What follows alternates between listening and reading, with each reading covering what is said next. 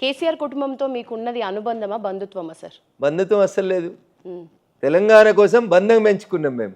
తెలంగాణ గడ్డ కోసం బంధం పెంచుకున్నాను నేను. ఇంతకంటే ఎక్కువ ఏముంటుంది చెప్పు. తెలంగాణకు అన్యాయం చేస్తున్నప్పుడు బరాబర్ కేసీఆర్ను విమర్శిస్తాం. తప్పేముంది అందులో?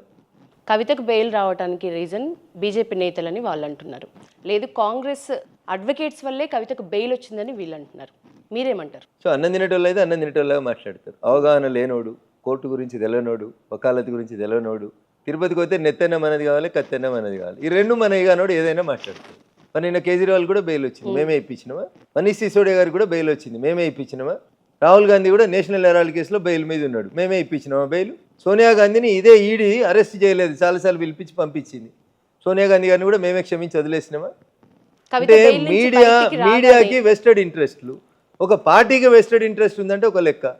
కొన్ని పేపర్లకు, కొన్ని టీవీ ఛానళ్లకు బీజేపీ అనేది ఈ రాష్ట్రంలో రావద్దు అనేది ఒక వెస్టెడ్ ఇంట్రెస్ట్. దానికోసం వాళ్ళ నోటికి వచ్చింది రాస్తారు, నోటికి వచ్చింది ప్రచారం చేస్తారు. దానికి పోనీ ఎర్ర రంగాన్ని జెండా వేసుకుంటారా అంటే ఎర్ర రంగాన్ని వేసుకునే జెండా వేసుకునే ధైర్యం లేదు. దానికి ఒక జర్నలిజం అనే ముసుగు, దాంట్లో వచ్చి మా మీద బదనాం గట్ల. లెఫ్ట్ ఎప్పుడో లెఫ్ట్, ఈ దేశ ప్రజలు దాన్ని ఎప్పుడో లెఫ్ట్ చేసిర్రు, వద్దనుకున్నారు ఈ దేశ ప్రజలు.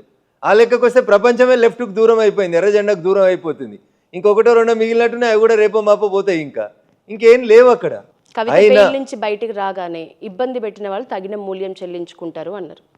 ఎవరిని ఉద్దేశించి అనుకుంటున్నారు? ఇట్లా మాట్లాడిన వాళ్ళు మస్తు మంది మాట్లాడిరమ్మా. ఇప్పుడు కవిత నోట్లో నేను నోరు పెట్టి మాట్లాడదలుచుకోలేదు. ఆమె ఎవరి మీద బదిలా తీసుకుంటుందో, ఆమెకి ఏం శక్తి ఉందో తీసుకొని ఏంటి, అది ఆమె పర్సనల్ వ్యవహారం, నాకెందుకు తెలియదు. దాంట్లో ఆమెకి ఏం ఇబ్బంది కలిగిందో జైల్లో, ఆమె ఇబ్బంది ఎవరు పెట్టిరో వాళ్ళ మీద తీసుకోమని బదిలా.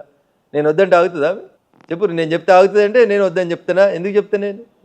నిన్ను నష్టపెట్టిన వాళ్ళ మీద బదిలా తీసుకో అని చెప్తా. నేను తీసుకో, ఐ వెల్కమ్ దట్ స్టేట్మెంట్. ఆమెకు చేతనైతే, ఆమెకు శక్తి ఉంటే, ఆమె అంత శక్తివంతురాలు అయితే తీసుకొని బదిలా. నాకేం ఇబ్బంది ఉంటుంది? నన్ను నష్టపరిచినకి నేను బరాబరి బదిలా తీసుకుంటా. ఓకే, నా నేచర్ అయితే అది, ఆమె నేచర్ కూడా అదైతే తీసుకొని సంతోషం. మీకు ఒకప్పుడు మీ ఫేవరెట్, లేకపోతే మీరు ఒక కార్యకర్తగా రాజకీయాల్లో రాణించే రోజుల్లో మీ ఇన్స్పిరేషన్ వెంకయ్య నాయుడు, కేసీఆర్, వాళ్ళ మాటకారితనం కానీ వాళ్ళ వాక్ చాతుర్యం కానీ మీకు నచ్చిందని చెప్పారు. ఇప్పటికీ అంతేనా? చాలాసార్లు మారిందా అభిప్రాయం? ఎందుకు మారుతుంది? వాళ్ళిద్దరు బాగా మాట్లాడతారు అని చెప్పిన తప్పేమో. వాళ్ళని మైమర్పించేలాగా ట్రంప్ కూడా బాగా మాట్లాడతాడు. దానికి ఏం చేయగలుగుతాం తల్లి? ఏం చేయాలి? ఇంకా బాగా మాట్లాడతారు కాబట్టి మాట్లాడతారు అని చెప్పిన. తెలంగాణ యాస మీద, భాష మీద కేసీఆర్ గారికి పట్టు ఉంది.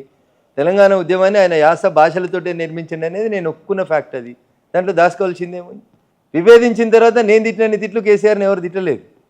ఏ ప్రతిపక్షం తిట్టలేదు, ఏ పాలకపక్షం కూడా తిట్టలేదు. మరి అదే తిట్ల దండకం గురించి కేసీఆర్ మీద మీరు మాట్లాడుతున్నారు, అతను ఎట్లా మాట్లాడితే వెనక వాళ్ళు అట్లనే మాట్లాడుతూ వస్తారు అని. నేను ఏమైనా బూతు మాట్లాడినా ఇప్పుడు మీ ఇంటర్వ్యూలో?